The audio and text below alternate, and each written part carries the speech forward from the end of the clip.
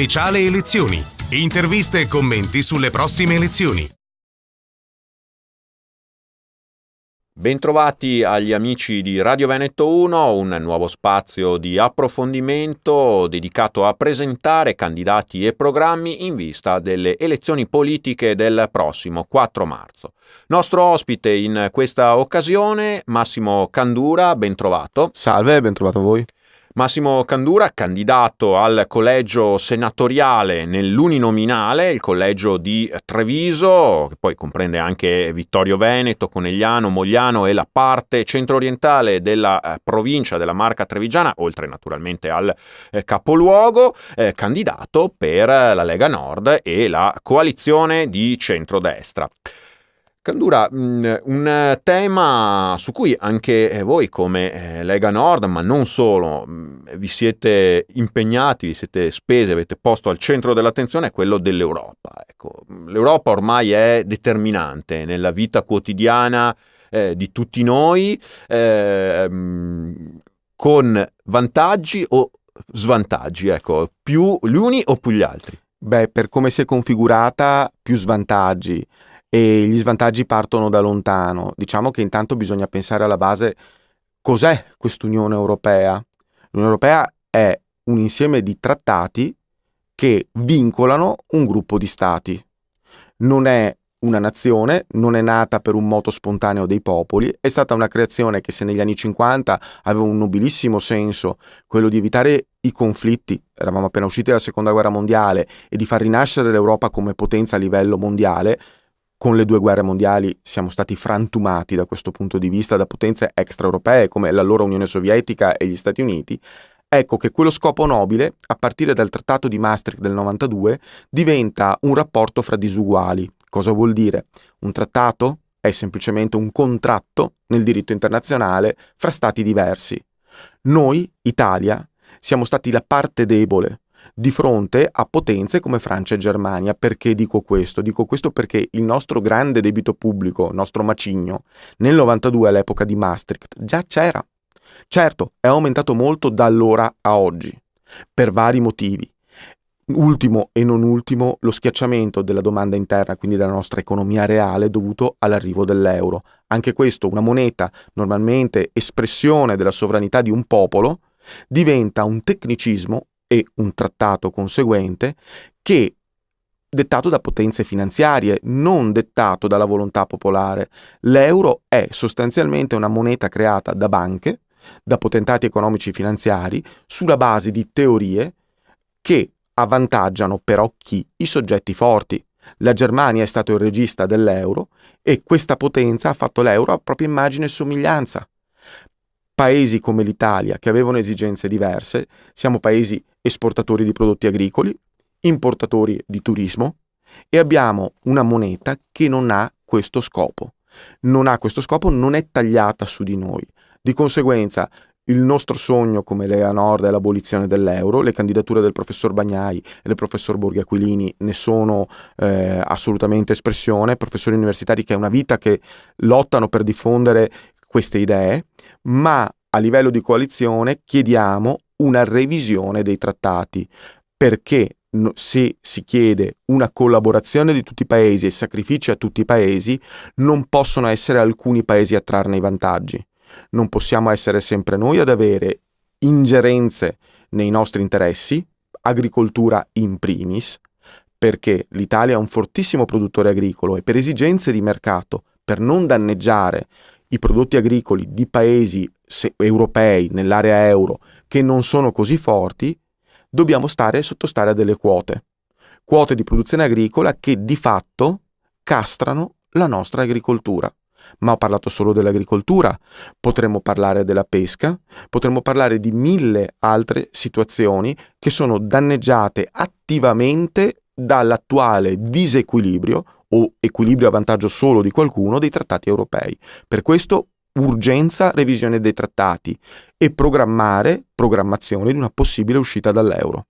Non sarebbe un grave contraccolpo, un Italexit, per così dire? Per l'Europa forse, per noi molto meno. Pensate solo che l'effetto collaterale dell'uscita dall'euro e quindi il fatto di entrare con nel mondo dell'economia globale con una valuta nazionale italiana ex novo sarebbe la svalutazione di questa valuta. Ma noi siamo un paese indebitato, quindi anche il nostro debito pubblico si svaluterebbe, tradotto immediatamente nella nuova valuta. Questo sarebbe un vantaggio immediato per il paese da uno svantaggio. Poi un'altra questione. Noi siamo un paese che importa turismo, turisti, persone che vengono qui a visitare le bellezze del paese e a spendere i loro denari, acquisendo quei beni che servono, le notti in albergo, il cibo, eccetera. Sono molto semplici perché i problemi sono semplici, complessi da risolvere e gestire, ma semplici da spiegare. Queste persone hanno interesse di acquistare a poco prezzo questi beni, quindi poter vedere bellezze plurimillenarie in tutte le nostre città al prezzo quanto più, abbordabile possibile. L'euro non è una moneta a livello internazionale che favorisca il turismo, perché è una moneta forte. Noi abbiamo bisogno di una moneta più debole affinché possiamo offrire servizi e prodotti concorrenziali, se no i nostri vicini, compresa la piccola Grecia in crisi, la Grecia ha 11 milioni di abitanti, questi piccoli paesi ci fanno concorrenza e vincono.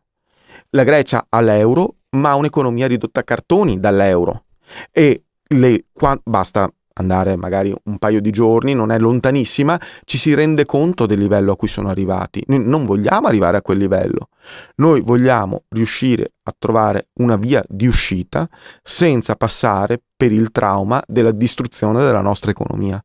Perché l'euro, se non fallisce di suo per i disequilibri evidenti di cui anche gli altri paesi si stanno rendendo conto, prova ne sono l'odio-amore fra Francia e Germania, per esempio. Ecco, se non collassa prima da solo, dobbiamo uscirne noi per evitare di essere schiacciati. Lamborghini, Ducati, Alitalia, BNL, Banca Nazionale del Lavoro, sono aziende diverse, ma hanno solo una cosa in comune. Sono state tutte comprate da paesi stranieri o da multinazionali di paesi stranieri o da aziende di paesi stranieri. Ducati e Lamborghini sappiamo tutti, se siamo appassionati di motori, che sono due fiori all'occhiello del nostro paese, non sono più italiane.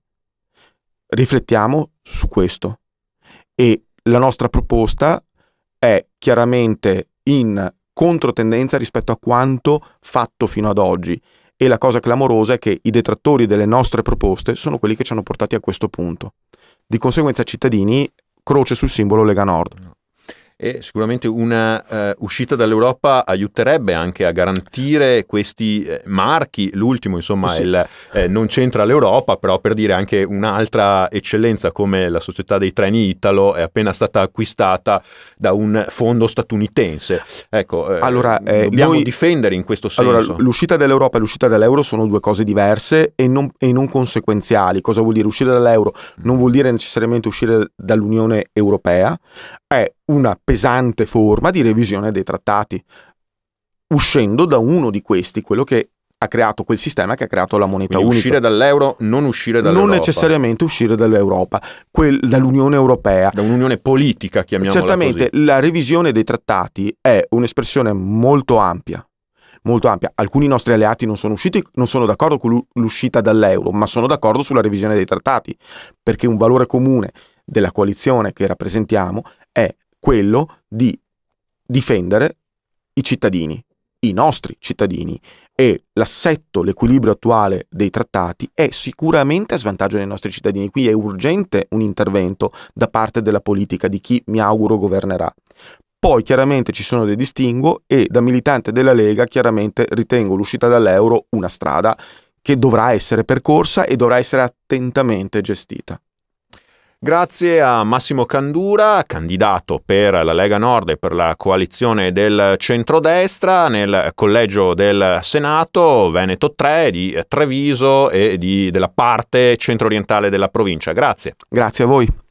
Grazie anche da parte mia per averci seguito, vi rinnovo l'appuntamento con i prossimi spazi di approfondimento dedicati sempre alle elezioni politiche 2018 sui canali di Veneto 1. Speciale elezioni. Interviste e commenti sulle prossime elezioni.